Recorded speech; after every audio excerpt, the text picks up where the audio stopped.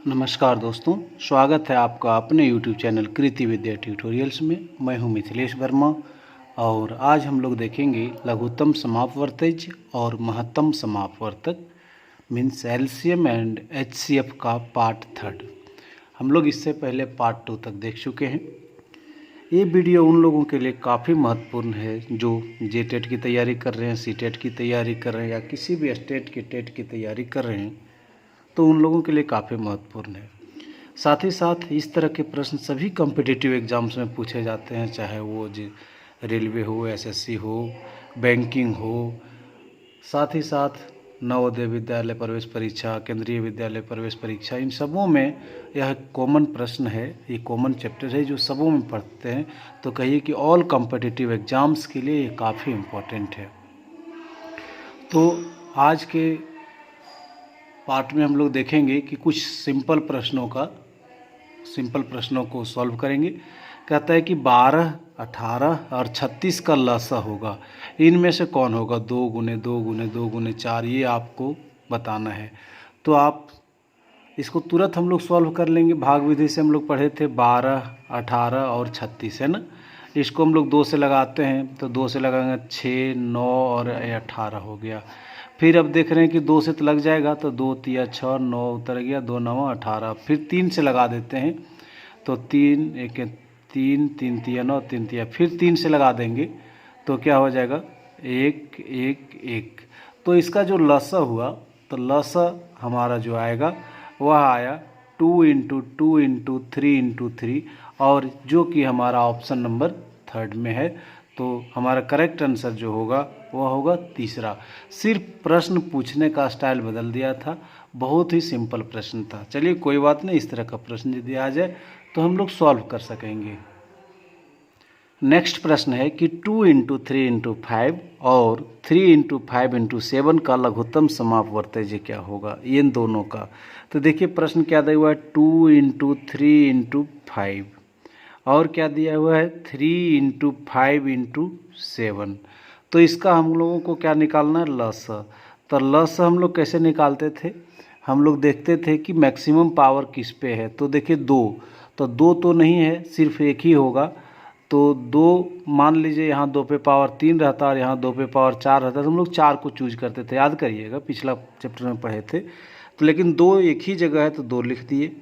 फिर 3 एक ही जगह है, मैक्सिमम पावर नहीं पता चल रहा है, सेम पावर है तो एक तो लिखेंगे ही।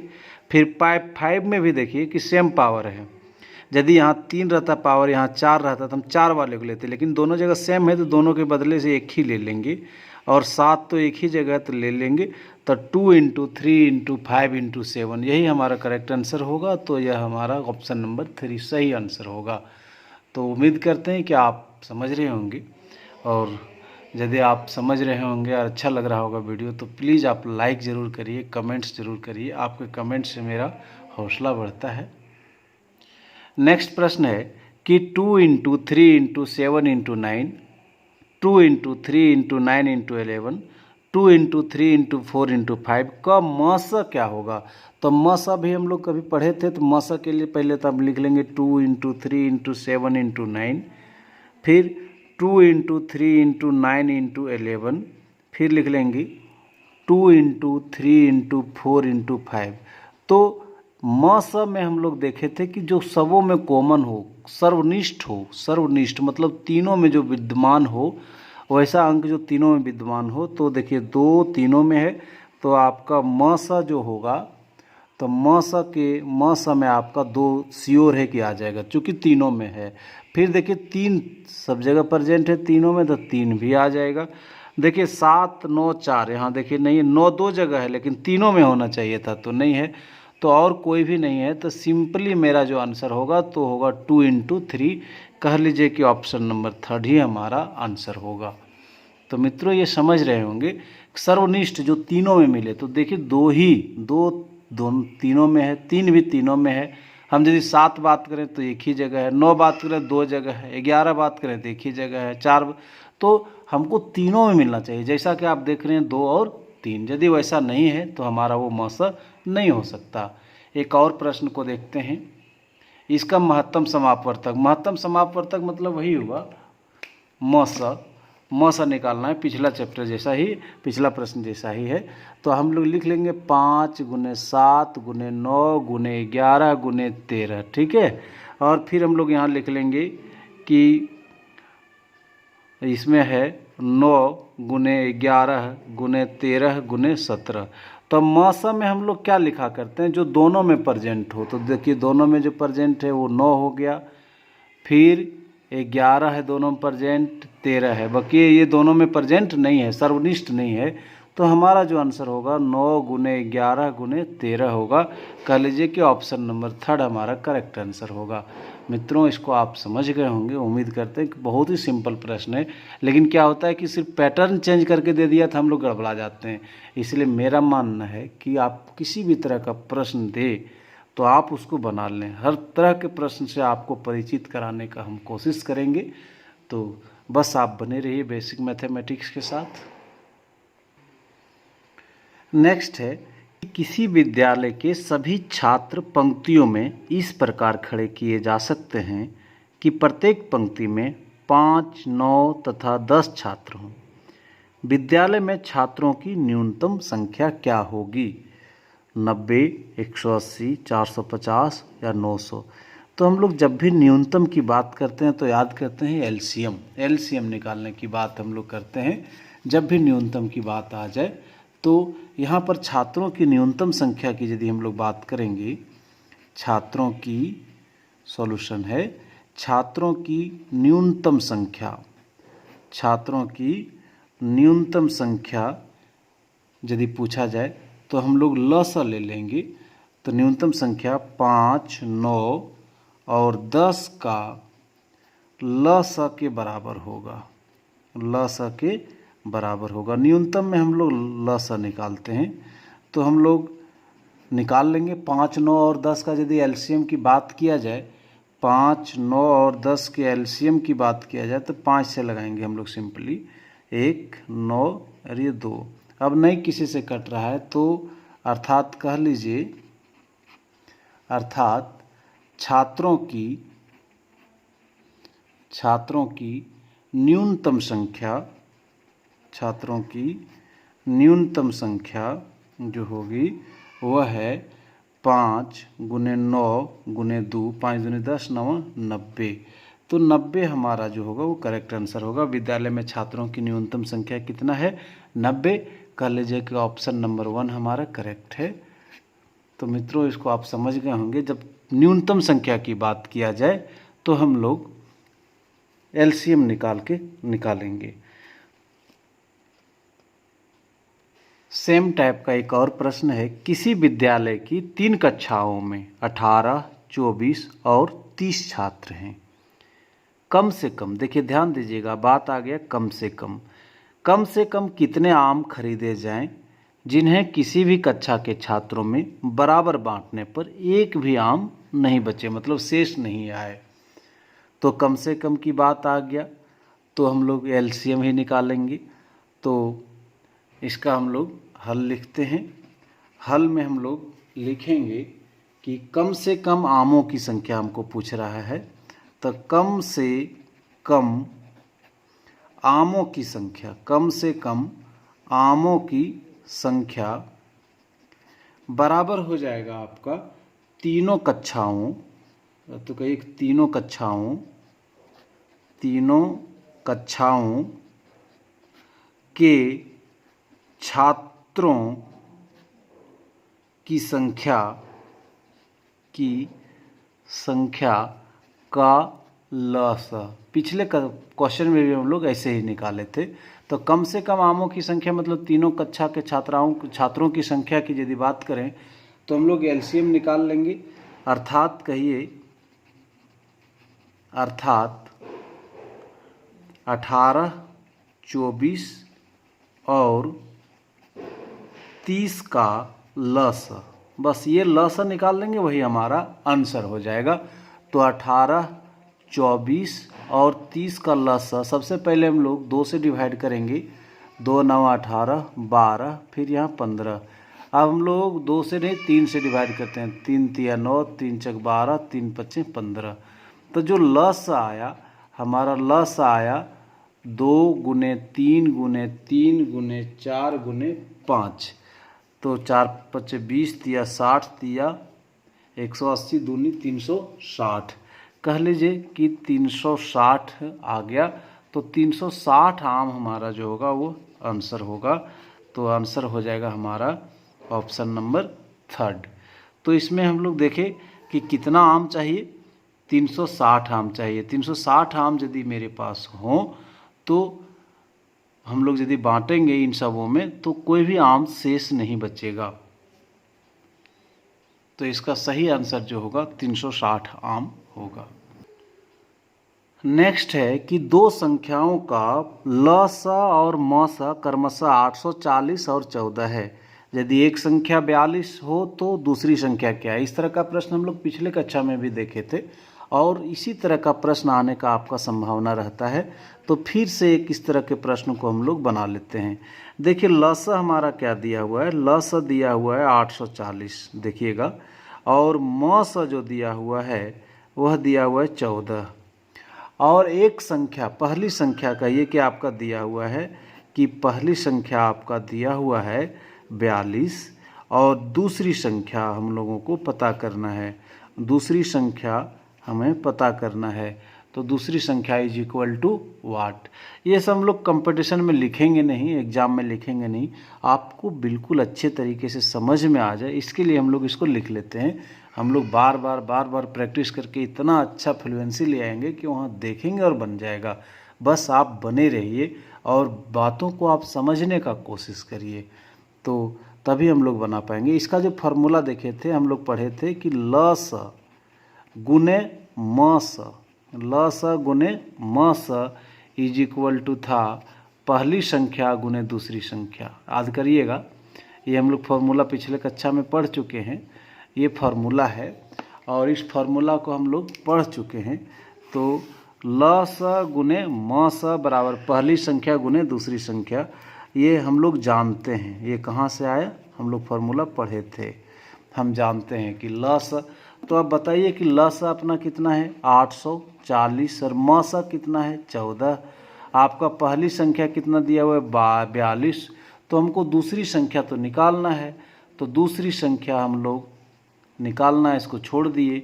तो दूसरी संख्या बराबर ये मल्टीप्लाई में इधर आएगा डिवाइड में हो जाएगा, तो दूसरी संख्या बराबर हो जाएगा 840 गुने 14 बटे 42।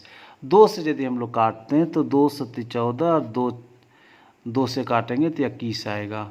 ये देखिए 7 तिया 21, ठीक। अब 3 से कट जाएगा, यहाँ 3 से कट जाएगा। क्यों कट जाएगा, क्योंकि इसका जोग आ रहा है 12। 3 से काटते हैं यदि हम लोग, तो आप देखिए इसको हम लोग 840 बटे 3 है, इसको हम लोग काट देंगे। 3 से पक्का पक्की कट जाएगा, तो 3 दूनी 6, यहाँ 2 बच गया, यहाँ 3 8 24, आपका हो जाएगा 280। तो 280 हमारा है ऑप्शन में, 280 हमारा सही आंसर होगा। तो 280 दूसरी संख्या हमारा 280 हो जाएगा, मतलब ऑप्शन नंबर 1 हो जाएगा। तो इसको आप लोग समझे होंगे, बिल्कुल सिंपल सा प्रश्न है, आप समझ गए होंगे इसको। और इसी तरह के प्रश्न आने की आपको संभावना भी है, इसलिए आप इस तरह के प्रश्नों को ध्यान से देख लीजिएगा। यदि इस चैप्टर में मुझे लग रहा है कि इसी तरह के प्रश्न आएंगे, हालांकि हम सभी तरह के प्रश्नों को देख ही लेंगे। नेक्स्ट है कि 42, 63 और 140 का मस क्या होगा। 42, 63 और 140 का महत्तम समापवर्तक होगा कौन, 14, 9, 21 या 7। तो आप ध्यान दीजिएगा, तो हम लोग देखे थे कि किसमें बड़ी से बड़ी संख्या जो सबों को डिवाइड कर दे, ट्रिक हम लोग सीखे थे ना, बड़ी से बड़ी संख्या जो सबों को डिवाइड कर दे। तो हम लोग बड़ी से बड़ी पकड़ लिए 21, 21 से 42 कट गया, 63 कट गया, लेकिन 21 से 140 नहीं कटेगा, तो ये हमारा आंसर नहीं हो सकता। हम लोग ऑप्शन से ही पहला प्रयास करेंगे। हम लोग 2-3 तरीके से इसको पढ़ेंगे, 2-3 तरीके से देख लेंगे। और पहला तरीका हम लोग कहिए कि पहला तरीका हिट एंड ट्रायल है, पहली कहिए फर्स्ट मेथड इसको कहिए। हम लोग 3 मेथड से इसको देखेंगे और तीनों मेथड आप ध्यान रखिएगा, ट्रिक आपको जो अच्छा लगेगा उसी से बना देना है एग्जाम में। और इसमें क्या करना है कि 21 से यदि देखते हैं कि 21 से 42 कट जा रहा है, 21 से 63 कट जा रहा है, लेकिन 21 से 140 नहीं कट रहा है, तो ये आंसर हमारा नहीं होगा। हम लोग ऑप्शन को ही पकड़ के देखेंगे। 9 को सबसे बड़ी संख्या ये था, नहीं हुआ। उससे 14 से 42 कट गया और 140 कट गया, लेकिन 63 नहीं कटा, ये भी हमारा आंसर नहीं हो सकता। तो हमारा आंसर सब बड़ी संख्या था तो 21 देख ले 14, इसका नंबर आ रहा है 9 का, तो 9 से 42 नहीं कटा, यहीं काट देंगे। 9 से आपका 42 भी नहीं कटेगा और शायद 140 भी नहीं कटेगा, तो ये तीनों आंसर नहीं है। तो आपका ये पक्का पक्के का आंसर यही होगा। आप देखिए 7 से 42 भी कट गया, 7 छक 42, 7 नवा 63 और 7 से 140 20 बार में कट गया, तो हमारा करेक्ट आंसर क्या हो गया? ये हम लोग देख के भी पता कर सकते हैं, जिसको कहते हैं आई टच मेथड।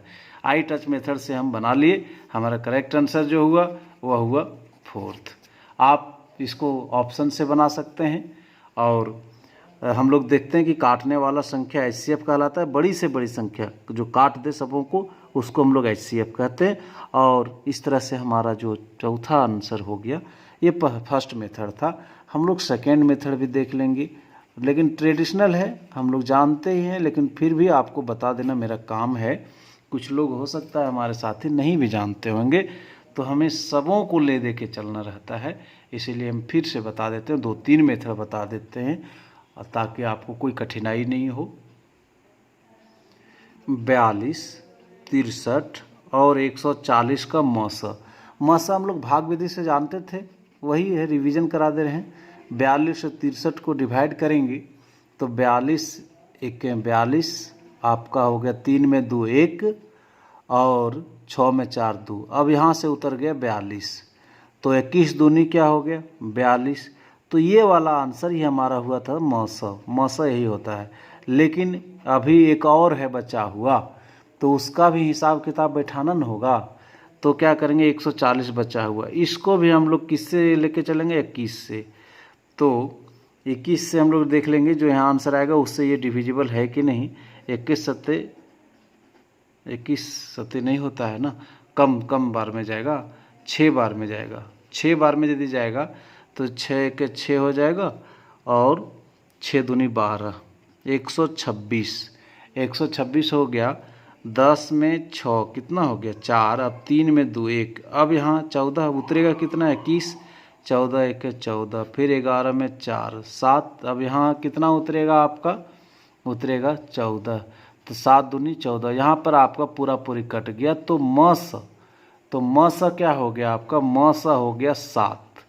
मस हमारा 7 हो गया, जो कि पहला ऑप्शन भी वही बोला था, इसलिए यहाँ से भी हमारा करेक्ट आंसर जो आया वो आया चौथा। ये दूसरा मेथड था। और एक तीसरा मेथड भी हम लोग जानते हैं ना, थर्ड मेथड भी हम लोग जानते हैं, उसको भी देख लिया जाए, देख ही लेते हैं ताकि आपका कंसेप्ट बिल्कुल क्लियर रहे। तो हम लोग क्या करते हैं कि 42 लिख लेंगे, 42 फिर लिख लेंगे 63 और फिर लिख लेंगे 140। तो ये है। अब हम लोग इसमें क्या करते हैं कि गुणनखंड कर लेते हैं। इसको हम लोग क्या लिख सकते हैं? 42 को लिख सकते हैं 2 दूनी, ऐसा कर लेंगे ना, 42 को 2 से 21, फिर 2 3 से 7। तो हम लोग इसको लिख लेंगे 2 गुने 3 गुने 7। 42 को ऐसे लिख लेंगे। फिर हम लोग 63 की यदि बात करें तो 2 से नहीं कटेगा, 3 से 21, फिर 3 से 7, 3 3 9 7 63। तो क्या हो गया? 3 गुने 3 गुने 7 हो गया ना। उसी तरह से हम लोग 140 का भी देख लेंगे। 140 को कैसे लिख पाएंगे? तो 2 से 70, फिर 2 से 35, फिर 5 से 5 7 35। क्या हो गया? 2 गुने 2 गुने 5 गुने 7। हम लोग इस तरह देख लिए। और मस के केस में हम लोग क्या जानते हैं कि वैसा संख्या जो तीनों में प्रेजेंट हो। 2 इसमें प्रेजेंट है लेकिन इसमें नहीं, खेला खत्म। 3 इसमें है, इसमें है लेकिन इसमें नहीं, 3 का भी खेला खत्म। लेकिन आप देखिए 7 देखिए तीनों में प्रेजेंट है। तो जो तीनों में प्रेजेंट है, सर्वनिष्ठ हो, जो तीनों में उपस्थित हो, तो सर्वनिष्ठ जो हो जाता है उसी को हम लोग क्या कहते हैं? मस। और मस मतलब यहाँ क्या आ गया? 7। तो हम लोग 3 मेथड से बताए और तीनों में हमारा आंसर क्या आया? 7। तो इस तरह से हम लोग मस निकालने सीख गए। तो मस ल सा में कन्फ्यूजन नहीं होना चाहिए। ये बहुत ही कॉमन प्रश्न है, प्रत्येक परीक्षा में पूछा जा सकता है। तो 1-2 क्लास और हम लोग देखेंगे और एलसीएम और एचसीएफ कंप्लीट हो जाएगा और हम लोग बढ़िया से इसको किसी भी तरह का प्रश्न आएगा तो हम लोग बना सकेंगे, ये उम्मीद करते हैं। मित्रों, एक लास्ट रिक्वेस्ट, लास्ट चलते चलते एक रिक्वेस्ट है कि यदि अब तक मेरे चैनल को आप सब्सक्राइब नहीं किए होंगे तो प्लीज़ सब्सक्राइब करके बेल आइकन्स को ज़रूर दबा दें। इससे होगा क्या कि जब भी मैं वीडियो डालूँगा तो इसकी सूचना आपको सबसे पहले मिलेगी। तो काइंडली आप मेरे चैनल को सब्सक्राइब कर लें। Thank you.